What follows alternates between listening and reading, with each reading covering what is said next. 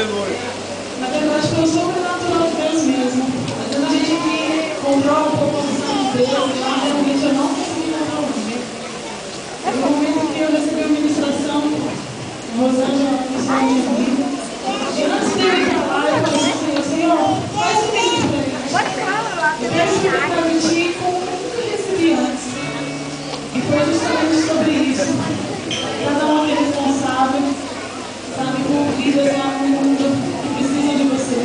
Você é um multiplicador. E lá eu fui ter uma noção assim, do sobrenatural de como Deus nos capacita para nos colocar lá fora e para trazer essas almas para cá. Cada um é responsável. Eu recebi essa ministração, caí, e Deus me ministrou de uma forma tão linda o amor dele pelas almas lá no mundo. Então, querido, a oportunidade que você tiver de estar aqui dentro com os seus pastores, aproveita o máximo, suga deles o máximo. Glória a Deus. Porque não é em qualquer lugar que você encontra pessoas que se doam, como eles se doaram por nós, para a gente experimentar o que a gente experimentou lá. Aleluia. Glória a Deus.